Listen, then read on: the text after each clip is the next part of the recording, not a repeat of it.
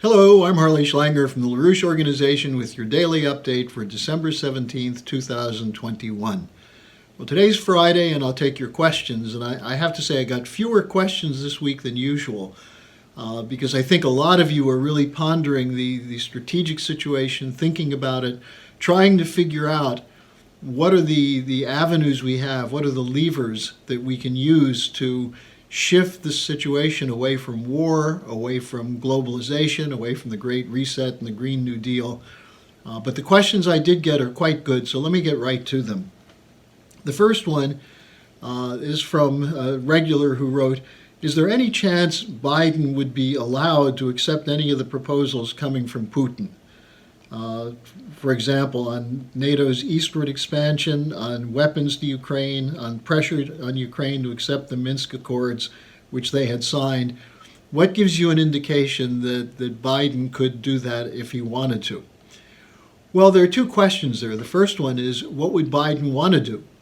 And there is one line of thought that Biden, in fact, as an older politician with more experience, may be actually looking for a way out of the present crisis, realizing that if you keep pushing, sooner or later you're going to cross a red line and there will be a reaction. And I think he is probably surrounded by a few savvy thinkers who would tell him that there's no way to win a war in Ukraine. If you lose from the conventional side, which is what Colonel Douglas Macgregor has been warning, then you're stuck with the choice of, do we go to nuclear?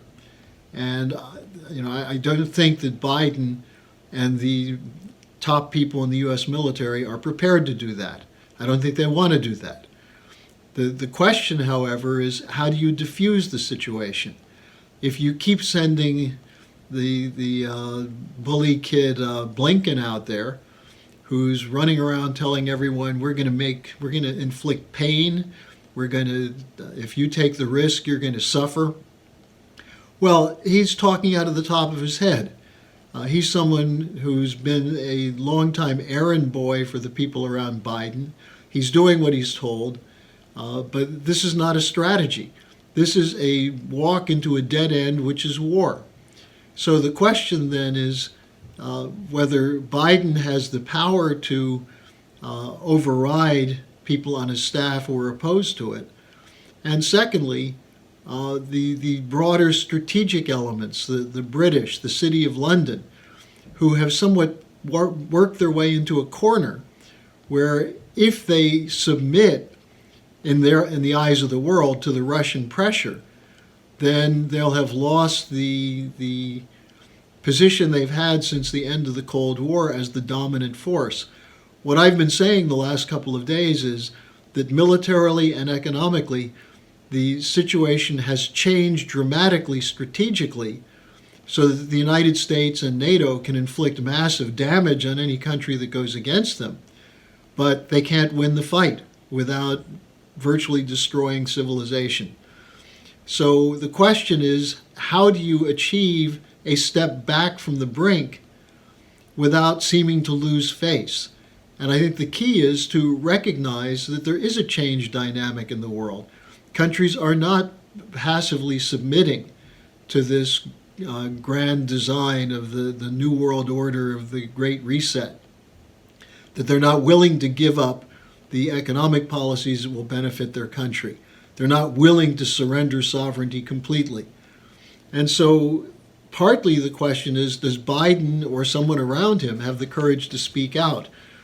Now, I would encourage people to go to the LaRouchePub.com site and look at two interviews done in the last 2 weeks, one by Chaz Freeman, a longtime diplomat and influential from the State Department, and the other from Graham Fuller, a former CIA operative and Islamic scholar, both of whom make this point, that we've reached the end of the unipolar era, where to continue to push as though the U.S. is the only game in town means war. So recognizing that, how do you move into a situation where you can have peace? That's the issue here. And it's bigger than Biden. It's bigger than the U.S. and Russia. It is whether people will recognize the kind of strategic change that has taken place and then connect it to the necessary economic policies that go back to the importance of Lyndon LaRouche, who developed his strategic perspective from the standpoint of economics. And that's why the win-win solution of working with the Chinese and the Russians on the Belt and Road Initiative is the way out. Make a proposal, use Afghanistan and the Operation Ibn Sina as a model for cooperation to work together to put an end to a really devastating 20-year period of war and demonstrate to the world that the U.S. is willing to work together to solve these problems. Otherwise, we're going to continue down this path. Now, a similar question is Putin conducting the diplomacy that you've been reporting with the hope for a P5 summit, a permanent 5 UN Security Council summit?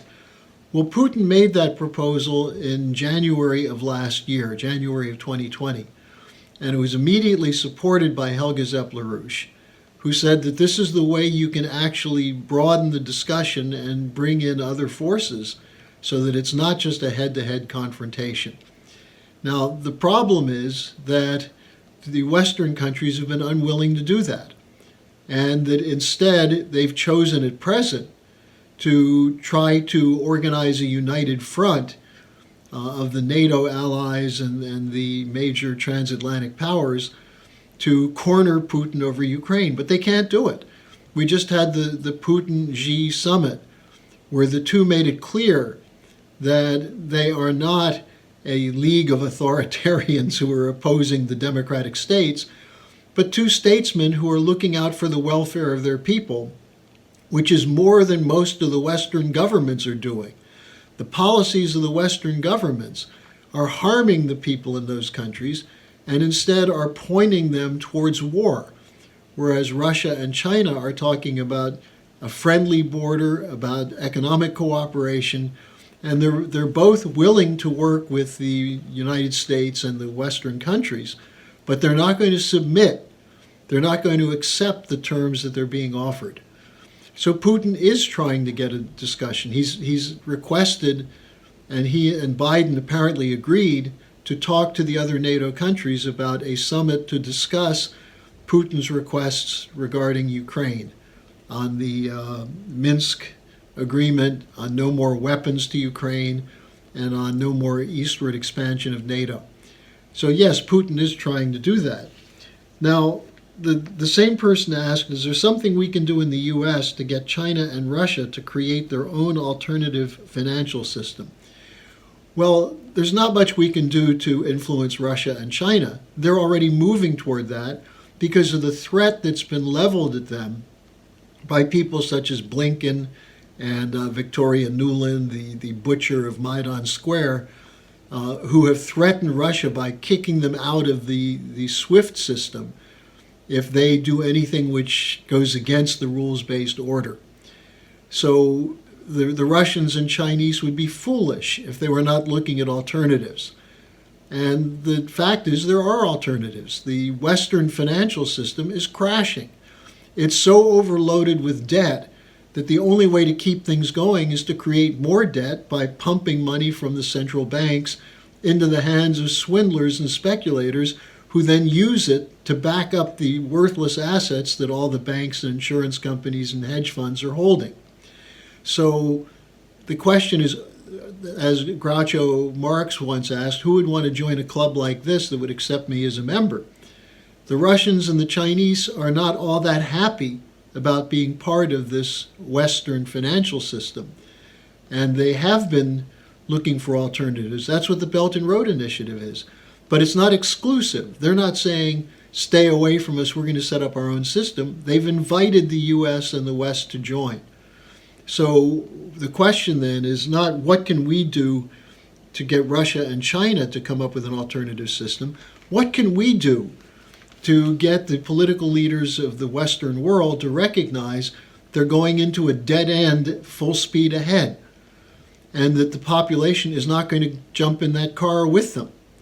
We have to have a mobilization which basically says We want to join the alliance, which is committed to physical goods production, committed to massive investment in infrastructure, to science and technology. We're committed to an idea that we revive the American system to play a role in lifting the whole world out of poverty, including the large pockets of poverty that have developed in recent years in the transatlantic region. So that's what we can do. That's what Americans can do. That's what Germans and French and people in the United Kingdom can do. And look, the governments are collapsing. The Biden popularity has cratered. You look at the situation in the United Kingdom. The Tories just lost a seat they've been holding for almost 200 years in a by-election yesterday. So it's ripe for a change. We have to have a mobilization that says we want to join this new alliance, dumping the existing system, which is crashing anyway. Now, the final question, I can't really give you a fully convincing answer. The question is, what's up with Durham? It's clear that the special prosecutor, if he pursued the leads he has, would be the key to undermining the power of the globalists, using the Russiagate, the corruption of the intelligence agencies, the corruption of the Obama administration, the corruption of the Five Eyes, and so on. Well, I think Durham is continuing to build a case. I don't think he feels the same sense of urgency that most of us do, because what we're seeing is a criminal cabal still with a stranglehold on positions of power, whether it's in intelligence, in the Treasury, in the Federal Reserve, in the Justice Department, people who are committed to a narrative which says that this is a unilateral world, the U.S. is the unilateral power, and everyone has to march to our drumbeat.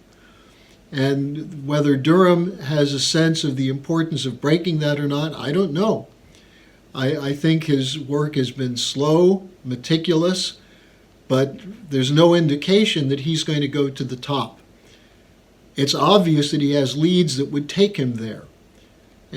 But this was also clear for the Trump administration back in the last 2 years of his term, that there was enough evidence that it could have been publicly declassified and brought down a lot of the trees in the forests, as they said during the Watergate hearings. It didn't happen. Was it Bill Barr? Well, some people think that Barr, who backed Durham, made him a special counsel, that Barr is part of the same deep state operation that was fighting against Trump. I can't answer that. All I can say is the evidence is there. It's compelling that there were frauds committed by people like John Brennan at the CIA, Comey at the FBI, many of the Obama cabinet members, including people like Susan Rice. The evidence is there. The whole Clinton campaign team. Will it come out? Well, we have to fight for it. We have to keep demanding that the truth emerge. Ultimately, the only answer to these things is pursuing the truth when it comes to this criminal cabal, but at the same point, putting forward an alternative, showing people that there is something much better that exists than the people who are currently running things. So those are the questions from today. I expect that hopefully you'll be studying these issues over the next couple of days, taking them up with your friends, your networks. And I would urge you again to consider joining our organizations, the LaRouche Organization and the Schiller Institute. Become a spokesman for truth so that people can turn to you when they need to know what's going on in the world. So thanks for joining me. See you again on Monday.